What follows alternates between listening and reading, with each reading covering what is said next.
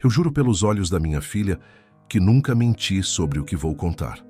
Naquele domingo de junho, quando parei o caminhão na beira da BR-116 e olhei para o banco do carona vazio, mesmo depois de ter conversado por 2 horas com o homem que estava ali, meu coração quase parou. Não era cansaço de estrada, não era alucinação de quem roda muito. Era outra coisa. Algo que me fez questionar tudo o que acreditava sobre fé, sobre vida e sobre o que realmente importa neste mundo. Algo que mudou minha existência para sempre. Meu nome é Roberto Silva, tenho 48 anos e há mais de 20 anos vivo na estrada. Comecei a dirigir caminhão depois que perdi minha Mariana num acidente de carro, quando nossa filha Isabela tinha apenas 10 anos. Desde então a boleia virou minha casa, meu refúgio e, para falar a verdade, minha fuga. A Scania R450 vermelha que dirijo hoje é mais que um veículo de trabalho, é meu mundo. Cuido dela como cuidaria de um filho, porque depois que perdi minha mulher e me afastei da minha filha, por não conseguir lidar com a dor, foi tudo o que me restou. Vocês que estão assistindo isso agora, me ajudem com uma coisa. Comentem aí embaixo de onde vocês estão vendo isso. Não é para like nem nada, é que às vezes quando você passa tanto tempo sozinho na estrada, você meio que perde a noção de quantas pessoas ainda existem por aí. Às vezes você quer saber se tem gente do seu estado, da sua cidade, ou se tem alguém que também conhece essa vida de caminhoneiro. É só para eu me sentir menos sozinho contando essa história, sabe? Para sentir que tem gente do outro lado realmente escutando. A BR-116 não é brincadeira. Eles não chamam ela de rodovia da morte à toa. São quase 4.400 quilômetros cortando o Brasil de norte a sul, e cada quilômetro tem sua história de sangue, suor e lágrimas. Diferente da BR-319 lá no norte, que é mais selvagem e isolada, a 116 é movimento puro. É caminhão, é carro, é ônibus, é vida passando a 100 por hora. É pedágio em cada canto, é fiscalização, é pressa. Mas também é onde mais gente desaparece sem deixar rastro. Minha rota naquele domingo era simples: sair de São Paulo com uma carga de eletrodomésticos e seguir até Salvador.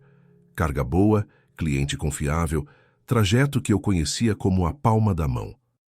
A Mercedes estava tinindo, tanque cheio, documentos em dia. Era para ser só mais uma viagem de rotina pelas estradas que eu conheço desde moleque. Era início de junho, tempo seco, estrada boa. O rádio da boleia tocava umas músicas antigas que me lembravam de quando era casado e feliz. O ronco do motor V8 da Scania era constante, hipnotizante. Depois de 3 horas rodando desde São Paulo, parei num posto conhecido na Serra do Marçal, na Bahia. Era um daqueles lugares que todo caminhoneiro conhece. Bom café, banheiro limpo e uma vista que faz você lembrar por que escolheu essa vida, apesar de toda a solidão. Desci para conferir a amarração da carga e tomar um café preto bem forte. Foi aí que vi o homem. Ele estava sentado numa pedra ao lado do posto, vestindo roupas simples de peregrino, uma camisa de algodão bege, calça escura e sandálias tão gastas que mal dava para ver a sola.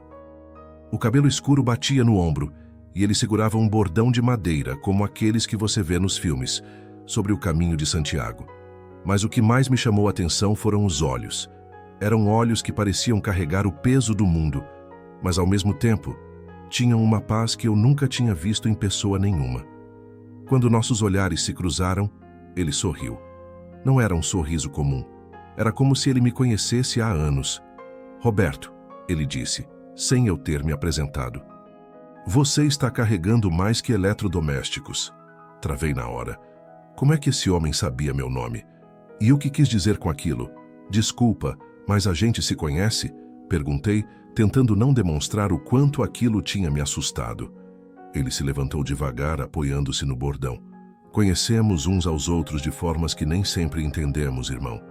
Você vai para Salvador? Assenti, ainda meio desconfiado. Na estrada, a gente aprende a ser cauteloso com desconhecidos, mas havia algo naquele homem que me tranquilizava e me inquietava ao mesmo tempo. Posso pedir uma carona?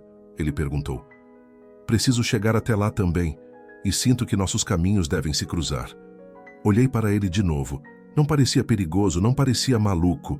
Parecia só cansado. Como se tivesse andado muito e ainda tivesse muito para andar. Claro, respondi, mas vou avisando que não costumo conversar muito na estrada. Ele sorriu novamente. Às vezes o silêncio fala mais alto que as palavras. Subimos na boleia. Ele se acomodou no banco do carona com uma naturalidade que me surpreendeu, como se já tivesse viajado comigo 1000 vezes. Não tinha bagagem, só o bordão e uma serenidade que preenchia toda a cabine do caminhão. Liguei o motor e saímos. Durante a primeira hora, como prometi, não falamos quase nada. Só o som do motor e do vento entrando pela janela entreaberta. De vez em quando eu olhava de relance para ele, e sempre o encontrava observando a paisagem com uma atenção que parecia ir além do que os olhos podem ver. Foi quando passamos pelo trecho conhecido como Curva da Saudade, um local onde já aconteceram muitos acidentes, que ele quebrou o silêncio. Você sente falta dela todos os dias, disse, sem tirar os olhos da estrada. Meu pé quase pisou no freio. Do que você está falando? Da sua Mariana. E da sua filha também. A culpa é um fardo muito pesado para carregar sozinho, Roberto. As mãos começaram a tremer no volante. Como ele sabia sobre minha mulher? Como sabia sobre Isabela? Nunca tinha visto esse homem na vida.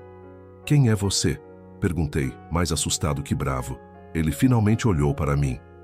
Aqueles olhos pareciam ver através de toda a armadura que eu tinha construído em volta do meu coração nos últimos anos. Sou alguém que sabe que você não é responsável pelo acidente que tirou sua esposa. E sou alguém que sabe que sua filha te perdoa, mesmo que você ainda não tenha perdoado a si mesmo. Lágrimas começaram a embaçar minha visão. Parei o caminhão no acostamento, tremendo. Como esse homem podia saber de coisas que eu nunca contei para ninguém? Como ele sabia sobre a culpa que eu carregava? Sobre o fato de que Mariana tinha saído de casa naquele dia por causa de uma briga nossa. Ela saiu de casa por minha causa, sussurrei, as palavras saindo pela primeira vez em 8 anos. Se eu não tivesse brigado com ela por besteira, ela não teria... Não teria o quê? Ele perguntou gentilmente. Cumprido o destino dela? Roberto, nenhum de nós controla quando nossa jornada na Terra termina, mas todos nós controlamos como vivemos até lá. Chorei ali no acostamento da BR-116, na frente de um completo desconhecido, como não chorava desde o funeral da minha mulher. E o estranho é que não me senti envergonhado. Me senti aliviado. Depois de uns minutos, enxuguei o rosto e voltamos para a estrada. Ele não disse mais nada sobre Mariana ou Isabela, mas começou a falar sobre outras coisas. Sobre pessoas que tinham desaparecido na rodovia. Sobre famílias que choravam pela falta de notícias. Sobre como às vezes a estrada levava pessoas, mas raramente devolvia respostas. Tem muita gente perdida por aí, ele disse, apontando para um posto antigo que passávamos. Ali mesmo, há 2 anos, uma menina de 16 anos desceu de um ônibus e nunca mais foi vista. A avó dela ainda vem aqui todo domingo esperando. Como você sabe disso? Perguntei. A dor de quem perdeu alguém ecoa muito forte. Quem tem ouvidos para ouvir, escuta. Continuamos viajando. Ele me contou histórias de outros desaparecimentos como se tivesse estado presente em cada um. Falou de uma rede de pessoas que se aproveitava dos vulneráveis, de gente que via na rodovia uma oportunidade para o mal. Mas também falou de milagres, de pessoas que foram salvas no último momento, de caminhoneiros que mudaram destinos apenas por estarem no lugar certo na hora certa. Quando paramos para abastecer num posto perto de Vitória da Conquista, ele desceu comigo para esticar as pernas. Foi comprar uma água e eu fui ao banheiro. Quando voltei ao caminhão, ele não estava mais lá. Procurei pelo posto inteiro. Perguntei para o frentista, para outros caminhoneiros, para todo mundo. Ninguém tinha visto o homem das roupas de peregrino. Era como se ele tivesse simplesmente se dissolvido no ar. Subgi de volta na boleia, confuso e preocupado. Foi então que vi, sobre o banco do carona onde ele estava sentado, uma medalha antiga de São Cristóvão. Não era uma medalha comum de lojinha. Era de prata velha, pesada, com detalhes que pareciam feitos à mão. No verso, Uma inscrição em latim que eu não sabia ler, mas que de alguma forma me tranquilizava. Peguei a medalha com as mãos tremendo. Como ela tinha parado ali? Por que ele tinha deixado isso para mim? E mais importante, quem era realmente aquele homem que sabia coisas sobre minha vida que nem meus amigos mais próximos sabiam? Pendurei a medalha no retrovisor, ao lado do santinho de São Cristóvão, que minha mãe tinha me dado anos atrás. Liguei o motor e continuei viagem, mas agora tudo parecia diferente. A estrada parecia mais viva, mais cheia de significado. Cada pessoa que via na beira da pista, cada caminhoneiro que cruzava comigo, cada família viajando de carro, todos pareciam carregar histórias que eu nunca tinha notado antes. As palavras dele ecoavam na minha cabeça. Você está carregando mais que eletrodomésticos. O que será que ele quis dizer com isso? E por que sentia que nossa conversa não tinha terminado, mesmo com ele tendo desaparecido? Cheguei em Salvador no final da tarde, fiz a entrega sem problemas, mas durante toda a descarga, ficava olhando para a medalha no retrovisor e pensando no homem misterioso. Quem era ele? Como sabia tanto sobre minha vida? E por que sentia que ele tinha aparecido exatamente no momento em que eu mais precisava? Naquela noite, no motel de beira de estrada onde sempre fico em Salvador, não consegui dormir. Ficava pensando nas histórias que ele tinha contado sobre os desaparecidos, sobre a dor das famílias. Pela primeira vez em anos, me vi pensando em outras pessoas além de mim mesmo e da minha dor. Era como se aquele encontro tivesse plantado uma semente dentro de mim. Uma semente de propósito que eu não sentia há muito tempo. Na manhã seguinte, peguei a estrada de volta para São Paulo. Mas algo tinha mudado. Não era mais só o Roberto Silva, caminhoneiro solitário e amargurado. Era alguém que tinha sido tocado por algo maior, algo que não conseguia explicar, mas que sabia que era real. A medalha de São Cristóvão balançava suavemente no retrovisor enquanto a Scania seguia pela BR-116. E de alguma forma, eu sabia que aquela não tinha sido a última vez que encontraria o homem das roupas de peregrino. A estrada ainda tinha muito para me ensinar, e ele ainda tinha muito para me mostrar. E foi assim que começou a história que mudou minha vida para sempre. Nos dias que se seguiram ao primeiro encontro, tentei me convencer de que tudo não tinha passado de coincidência. Talvez o homem fosse apenas um andarilho bem informado, dessas pessoas que vivem na estrada e acabam sabendo da vida de todo mundo. Talvez eu tivesse contado sobre Mariana e Isabela para alguém no passado e esquecido. A mente da gente às vezes prega peças quando está cansada demais. Mas a medalha de São Cristóvão pendurada no retrovisor da Scania era real demais para ser ignorada. Toda vez que olhava para ela, sentia algo mexendo no peito, como se fosse um chamado que eu ainda não entendia. Foi na terceira viagem depois do encontro que comecei a perceber que não estava sozinho nessa experiência. Parei num posto em Jequié para abastecer e comer alguma coisa quando escutei dois caminhoneiros conversando na mesa ao lado. Juro por Deus, Zé, o homem sabia o nome da minha mãe. Dizia um deles, um sujeito gordo de uns 50 anos. Falou que ela estava orgulhosa de mim, mesmo eu não tendo visitado o túmulo dela há 2 anos. E como ele era? Perguntou o outro. Baixo, cabelo escuro, roupa simples de peregrino. Andava com um bordão de madeira. Pediu carona de Feira de Santana até aqui. Meu garfo parou no meio do caminho para a boca. Era ele. Tinha certeza. Me levantei e fui até a mesa deles. Com licença, senhores. Não pude deixar de escutar. Esse homem que vocês estão falando, ele deixou alguma coisa no caminhão de vocês? O homem gordo me olhou surpreso. Deixou sim. Uma oração escrita à mão num papel velho. Por quê? Você também encontrou ele? Puxei a medalha do bolso e mostrei. Os dois arregalaram os olhos. Meu Deus do céu, murmurou o outro caminhoneiro. Você é mais um. Mais um o quê? Senta aqui, disse o gordinho, fazendo sinal para eu me juntar a eles. Meu nome é Valdeci, esse aqui é o Jonas. E pelo jeito você também foi visitado pelo peregrino. Peregrino? É como a gente chama ele, explicou Jonas. Tem pelo menos uns 5 caminhoneiros que eu conheço que já encontraram com esse homem na BR-116. Sempre a mesma coisa. Aparece do nada, sabe coisas que não devia saber, deixa algum objeto sagrado e some. Valdeci confirmou com a cabeça. Meu primo encontrou ele no ano passado. O homem disse que o filho dele, que tinha morrido na moto, estava em paz. Deixou um terço antigo. Meu primo nunca mais foi o mesmo depois disso. E vocês acham que é... Comecei a perguntar, mas não consegui terminar a frase. Olha, irmão, disse Jonas baixando a voz.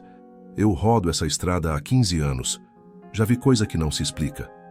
Mas esse homem tem algo diferente nele. Algo que não é deste mundo. Saí daquele posto com mais perguntas do que respostas.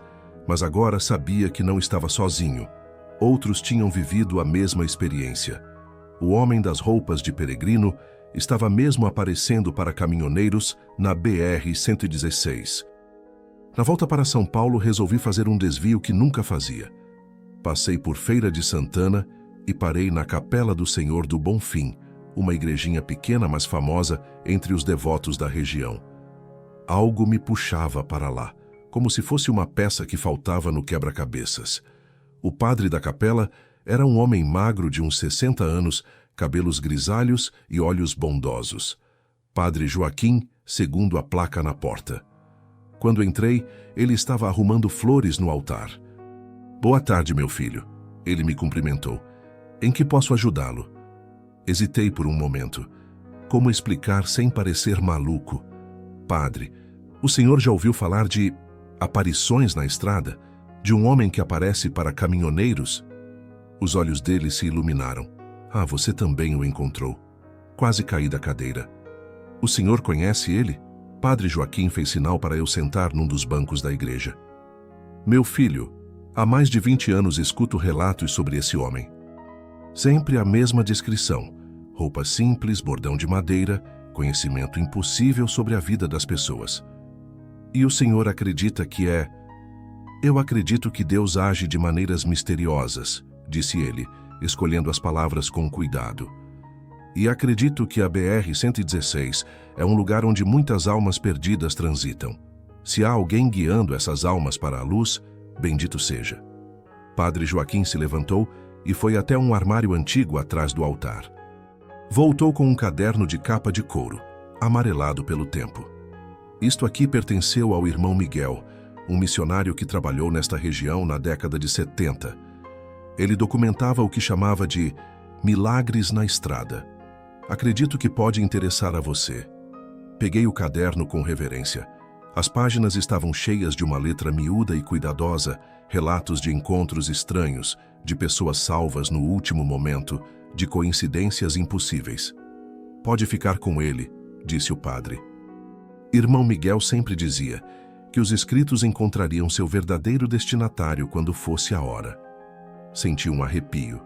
Por que o senhor acha que sou eu esse destinatário? Porque você não é o primeiro a vir aqui procurando respostas sobre o peregrino.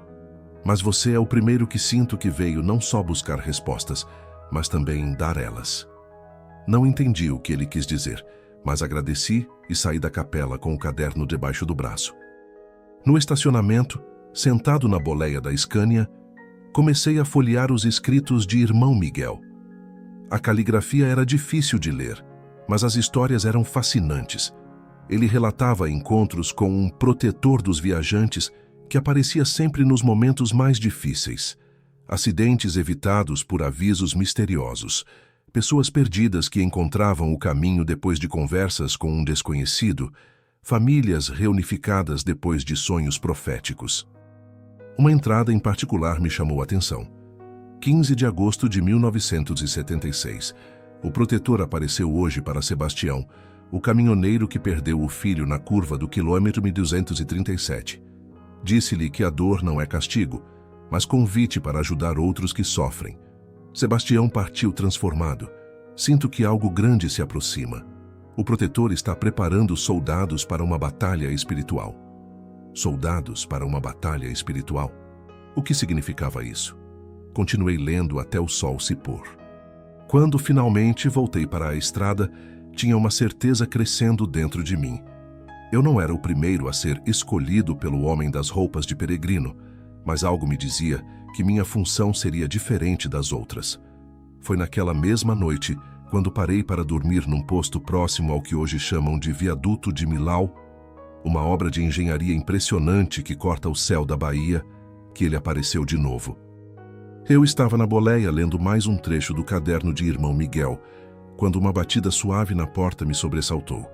Abri e lá estava ele, o mesmo homem, as mesmas roupas simples, o mesmo olhar profundo. "Posso entrar?" perguntou.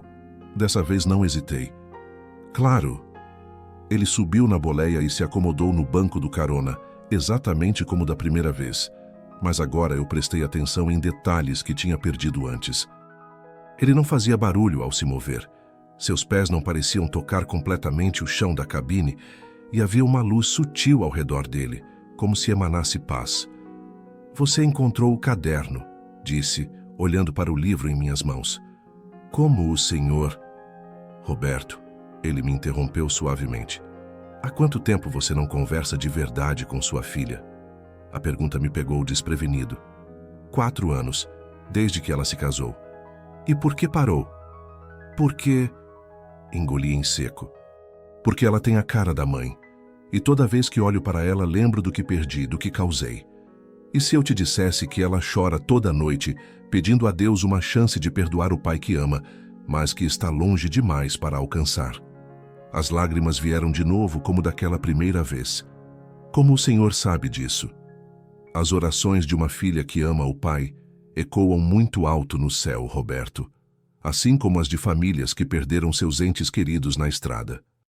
Ele apontou para o viaduto iluminado acima de nós. "Quantas pessoas você acha que desapareceram nesta rodovia nos últimos anos?" "Não sei. Muitas. Centenas. E a maioria não por acidente. Há lobos disfarçados de pastores que se aproveitam dos vulneráveis, dos que viajam sozinhos, dos que ninguém vai procurar imediatamente." Senti um frio na espinha. "O senhor está falando de..." "Estou falando de uma rede de pessoas que vê na BR-116 um território de caça, que sequestra, explora e faz desaparecer gente inocente. E estou falando da sua missão." "Minha missão?" Ele me olhou com aqueles olhos que pareciam conter o universo inteiro. "Você vai ser a ponte, Roberto. A ponte entre as famílias que choram e as respostas que elas merecem. Entre os perdidos e o caminho de volta para casa." "Mas eu sou só um caminhoneiro. Não sei como..." Irmão Miguel também era só um missionário. Sebastião era só um pai em luto. Valdeci era só um homem carregando culpa. Mas todos se tornaram instrumentos quando aceitaram o chamado. Ele apontou para o caderno. "As respostas estão todas aí. Os locais, os padrões, os sinais. Você só precisa ter coragem para olhar. E se eu não conseguir? E se eu não for forte o suficiente?" Pela primeira vez ele sorriu, um sorriso que me encheu de uma paz que eu não sentia há anos. "Roberto, você carregou o peso da culpa por 8 anos e não quebrou. Criou uma armadura ao redor do coração e ainda assim manteve a capacidade de chorar. Dirigiu milhares de quilômetros fugindo de si mesmo, mas nunca parou de amar sua filha. Se isso não é força, eu não sei o que é." Ele se levantou para sair.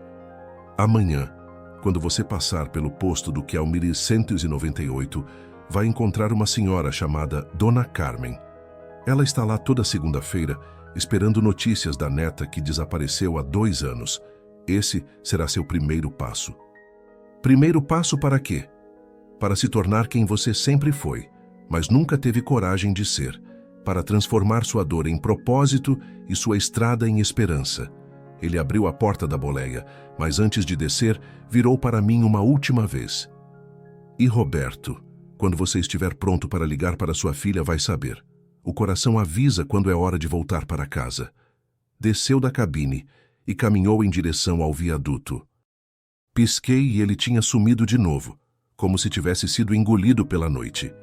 Fiquei ali sentado até o amanhecer, folheando o caderno de Irmão Miguel com novos olhos. Agora eu entendia. As histórias não eram apenas relatos, eram um mapa dos locais onde pessoas desapareciam, dos padrões que se repetiam, das famílias que esperavam. E eu tinha uma missão. Quando o sol nasceu, liguei o motor da Scania e voltei para a estrada. Mas desta vez não estava fugindo de nada. Estava indo em direção ao meu destino. O posto do Quilômetro 198 me esperava, e com ele, Dona Carmen, e o início de uma jornada que mudaria não só minha vida, mas a de muitas outras pessoas. A estrada tinha me escolhido para ser mais que um caminhoneiro. Tinha me escolhido para ser um salvador de almas perdidas. E pela primeira vez em 8 anos, eu me sentia pronto para aceitar quem eu realmente era. O posto do quilômetro 198 da BR-116 não tinha nada de especial. Era um daqueles lugares que você para, abastece, compra um refrigerante e segue viagem sem olhar para trás. Mas naquela segunda-feira de manhã, quando estacionei a Scania vermelha na área de caminhões, sabia que minha vida estava prestes a mudar de novo. Eram 7 horas da manhã quando a vi. Uma senhora de cabelos grisalhos, uns 70 anos, sentada num banco de madeira ao lado da lanchonete do posto. Estava vestida simplesmente, mas com dignidade. Uma blusa azul clara, saia escura e uma bolsa velha no colo que ela segurava como se guardasse o mundo inteiro ali dentro. Os olhos dela vasculhavam cada pessoa que chegava, cada carro que parava, com uma esperança desesperada que partia o coração. Desci da boleia devagar, ainda incerto sobre como abordar a situação. Como você chega numa pessoa e diz que foi enviado por alguém que pode ou não ser uma aparição divina? Comprei um café e me aproximei do banco onde ela estava. Bom dia, senhora. Posso sentar aqui? Ela olhou para mim com olhos cansados, mas gentis. Claro, meu filho. Fique à vontade. Sentei ao lado dela e ficamos alguns minutos em silêncio, apenas observando o movimento do posto. Caminhoneiros abastecendo, famílias viajando. A vida seguindo seu curso enquanto ela permanecia ali, imóvel como uma sentinela. A senhora vem aqui sempre? Perguntei, tentando soar casual. Toda segunda-feira há 2 anos, respondeu sem tirar os olhos da estrada. Meu nome é Carmen, Carmen dos Santos, e você? Roberto Silva. Sou caminhoneiro. Ela sorriu pela primeira vez. Eu gosto de caminhoneiro. Vocês conhecem as estradas, conhecem as pessoas. Às vezes sabem de coisas que a polícia não consegue descobrir. Meu coração disparou. Era exatamente o que o homem das roupas de peregrino tinha previsto. A senhora está esperando alguém? Perguntei gentilmente. Os olhos dela se encheram de lágrimas, mas não deixou que caíssem. Minha neta, Letícia, 16 anos, cabelo cacheado, sorriso que iluminava qualquer lugar. Ela sumiu aqui mesmo, neste posto, há 2 anos e 3 meses. Senti um nó na garganta. Como foi que aconteceu? Dona Carmen respirou fundo, como quem se prepara para contar uma história que já contou 1000 vezes, mas que ainda dói como se fosse a primeira. Letícia estava voltando de Salvador, onde passava férias com uma tia. Pegou o ônibus que para aqui para os passageiros usarem o banheiro e comprarem lanche. O motorista disse que deu 15 minutos de parada. Quando voltou, ela não estava no ônibus. Ninguém viu nada, ninguém sabe de nada. E a polícia? Ah, meu filho, ela suspirou profundamente. No começo, investigaram. Fizeram umas perguntas, pegaram os vídeos das câmeras, que justamente estavam com defeito naquele dia. Depois de uns meses, o caso foi arquivado. Disseram que ela deve ter fugido, que a adolescente faz isso mesmo. A indignação na voz dela era palpável. Mas Letícia não era assim. Era uma menina responsável, estudiosa. Estava animada para voltar para casa e me mostrar as fotos da viagem. Por que ela fugiria? Peguei o caderno de irmão Miguel, que agora carregava sempre comigo, e mostrei para ela. Dona Carmen, a senhora se importa se eu fizer algumas perguntas? Pode parecer estranho, mas eu meio que me especializei em casos de desaparecimento na estrada. Ela me olhou com uma mistura de ceticismo e esperança. Você é detetive? Não, sou só um caminhoneiro que quer ajudar, mas eu tenho encontrado padrões, conexões que talvez tenham passado despercebidas. Passei as 2 horas seguintes ouvindo Dona Carmen contar cada detalhe que lembrava sobre o dia do desaparecimento. O que Letícia estava vestindo, uma blusa amarela e jeans, que mochila carregava, rosa com desenho de unicórnio, que lanche tinha comprado no posto. salgadinho e refrigerante de uva. Mas foi quando ela mencionou que havia um homem estranho rondando o posto naquele dia que minha atenção se aguçou. Como assim estranho? Perguntei. Bem vestido demais para estar num posto de estrada. Terno claro, cabelo penteado. Falava educado demais. Estava conversando com meninas jovens que paravam aqui. O pessoal do posto disse que ele aparecia de vez em quando, sempre interessado em conversar com pessoas que pareciam estar viajando sozinhas. Senti um arrepio.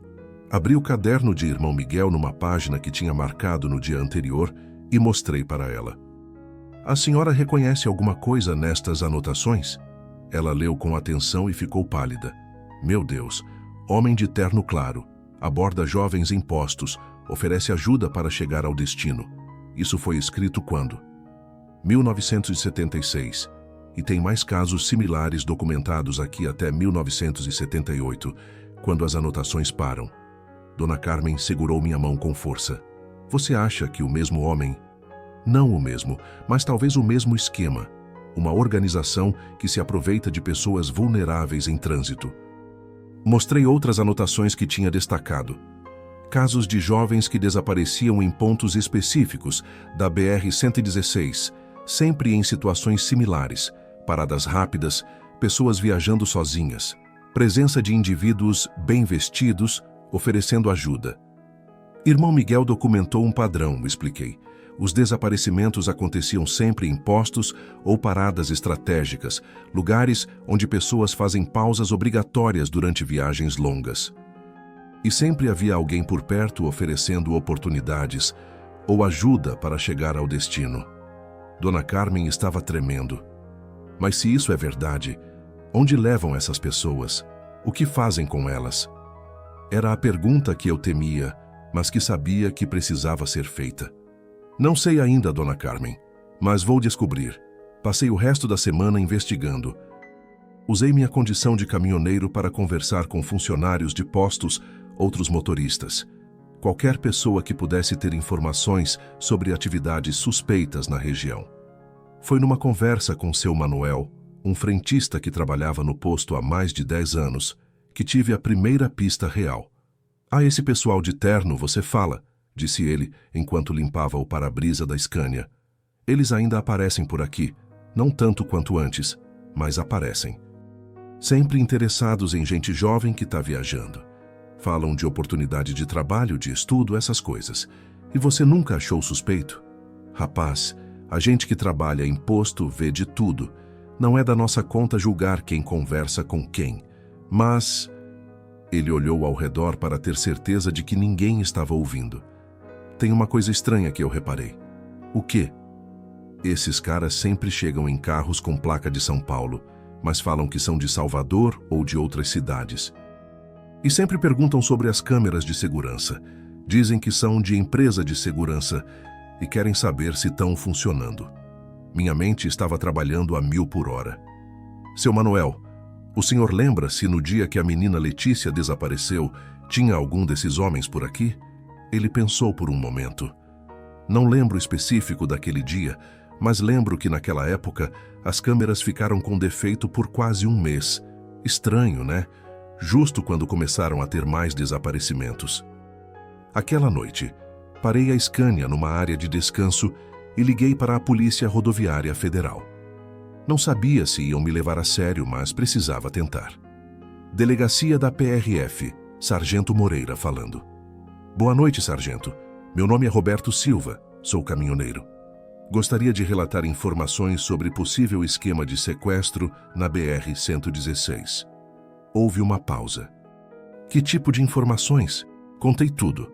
O caso de Letícia, as anotações de Irmão Miguel, os padrões que havia identificado, as conversas com funcionários do posto. Para minha surpresa, o sargento me ouviu com atenção. "Senhor Roberto, o que o senhor está descrevendo coincide com algumas investigações que temos em andamento. Seria possível o senhor vir aqui para falar pessoalmente?" No dia seguinte, fui à delegacia da PRF em Vitória da Conquista. O sargento Moreira era um homem sério, de uns 40 anos, que me recebeu com ceticismo inicial que foi se transformando em interesse conforme eu falava. Essas anotações do tal irmão Miguel são muito detalhadas, disse ele, folheando o caderno. E coincidem com dados que temos de casos antigos. O problema é que nunca conseguimos conectar os pontos. E agora? Agora temos um caminhoneiro que conhece a estrada melhor que qualquer policial e está disposto a ajudar. Ele me mostrou um mapa da BR-116 com alfinetes marcando locais de desaparecimentos. Era exatamente o que irmão Miguel tinha documentado, só que atualizado com casos recentes. Queremos propor uma parceria não oficial, disse o sargento. O senhor continua fazendo suas rotas normais, mas fica de olho em atividades suspeitas. Tem um rádio especial que pode usar para contato direto conosco. E se eu encontrar algo? Aí sim vamos poder agir com provas concretas. Saí da delegacia com uma missão oficial, mas foi naquela noite, quando parei para dormir próximo ao posto onde Letícia havia desaparecido, que recebi a confirmação de que estava no caminho certo. Ele apareceu de novo, o homem das roupas de peregrino. Desta vez não bateu na porta. Simplesmente estava lá quando acordei de um cochilo, sentado no banco do carona, como se nunca tivesse saído. Você fez bem em procurar ajuda oficial, disse ele. Mas a verdadeira batalha será espiritual, não apenas policial. Como assim? O mal que você está enfrentando não é apenas humano, Roberto. É uma força que se alimenta do desespero, da separação, da dor das famílias. Para vencê-lo, você precisará de mais que evidências. Precisará de fé. Ele apontou para uma cruz velha que havia na beira da estrada, meio escondida pelo mato. Amanhã, quando o sol nascer, vá até aquela cruz. Embaixo dela, você encontrará o que precisa para localizar Letícia. O senhor sabe onde ela está. Sei onde ela esteve, e sei que ainda há tempo de salvá-la se você tiver coragem de ir até o fim. Levantou-se para sair, mas parou na porta da boleia. Roberto, quando encontrar o que está procurando, lembre-se, você não está fazendo isso sozinho. Cada oração de Dona Carmen, cada lágrima que ela derramou, cada caminhoneiro que você tocou com sua história, tudo isso é força espiritual ao seu lado. E se eu falhar? Pela primeira vez, vi uma expressão de profunda compaixão em seus olhos. Você já resgatou a si mesmo da escuridão. Agora é hora de resgatar outros. Ele desceu da cabine e caminhou em direção à cruz na beira da estrada. Quando chegou perto dela, uma luz suave o envolveu e ele desapareceu. Passei a noite inteira acordado, olhando para a cruz e me preparando para o que viria pela manhã. Sentia que estava prestes a descobrir não apenas o paradeiro de Letícia, mas também a verdadeira extensão do mal que operava nas sombras da BR-116. E pela primeira vez, desde que essa jornada começou, não estava com medo. Estava determinado. Dona Carmen não sabia ainda, mas sua neta seria encontrada, e eu seria o instrumento dessa reunião. A estrada havia me chamado para ser um salvador de almas perdidas. Agora era hora de provar que estava à altura da missão. O amanhecer trouxe uma névoa fina que cobria a BR-116 como um manto sagrado. Caminhei até a cruz velha na beira da estrada, com o coração batendo forte, carregando uma pá emprestada do posto. Se o homem das roupas de peregrino estava certo, embaixo daquela cruz eu encontraria as respostas que Dona Carmen e tantas outras famílias precisavam. A cruz estava mais deteriorada do que parecia à distância. Madeira escura, corroída pelo tempo e pelo tempo, com uma inscrição quase apagada que dizia: em memória dos que partiram sem despedida. Comecei a cavar ao redor da base, sentindo que cada golpe de pá me aproximava de algo maior que eu mesmo. Depois de quase 1 hora, a pá bateu em algo sólido. Era uma caixa metálica do tipo que se usa para guardar ferramentas, enrolada em lona plástica para proteger da umidade. Dentro dela havia documentos, fotografias e uma chave antiga com uma etiqueta. Galpão 47, Distrito Industrial, Vitória da Conquista. As fotografias me gelaram o sangue. Eram dezenas de jovens, homens e mulheres, todos parecendo assustados ou dopados. Entre eles, reconheci imediatamente o rosto de Letícia, a mesma menina da foto que Dona Carmen me mostrou, só que com um olhar vazio e roupas diferentes. Os documentos eram ainda mais perturbadores. Listas de nomes, idades, características físicas, rotas de transporte, valores em dinheiro.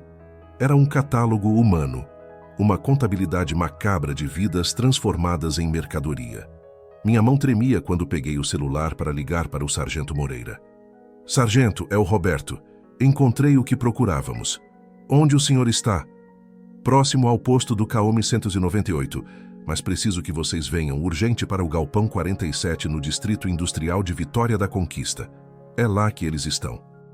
Enviei as fotos dos documentos por WhatsApp e fiquei esperando na estrada. Em menos de 30 minutos, 3 viaturas da PRF chegaram, junto com uma equipe da Polícia Civil e até agentes da Polícia Federal. Senhor Roberto, disse o Sargento Moreira, descendo da viatura. O material que o senhor encontrou é ouro. Estamos montando uma operação para agir imediatamente. Eu posso ir junto? Não como participante ativo, mas como observador. O senhor já fez sua parte, mas entendo que quer ver o final dessa história.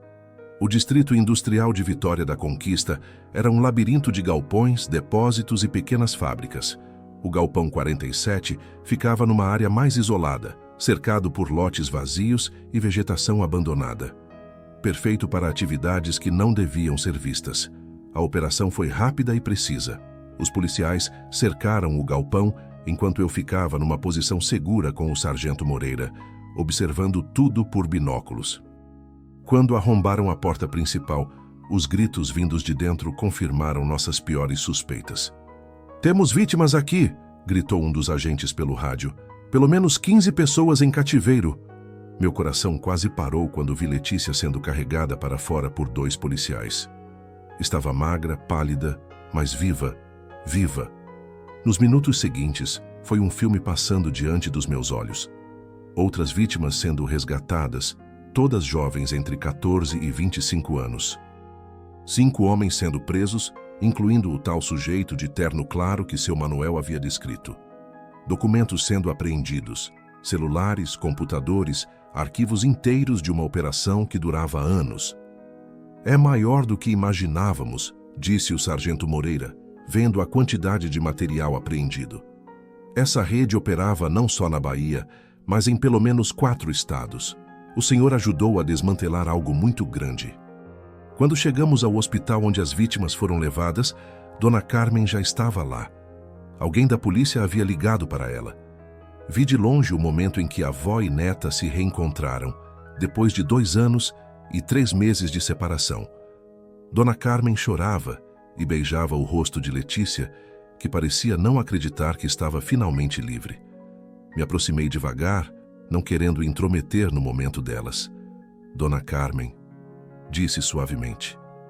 Ela olhou para mim com lágrimas nos olhos e me abraçou com força. Ah, meu filho, foi você que achou minha neta. Foi você que trouxe ela de volta. Não fui só eu não, Dona Carmen. Foi sua fé, suas orações e outras forças que não sei explicar direito. Letícia me olhou com gratidão. Ainda estava fraca, mas conseguiu sussurrar. Obrigada por não desistir de mim. Aquela noite, no motel onde sempre ficava em Vitória da Conquista, estava deitado pensando em tudo o que havia acontecido quando meu celular tocou.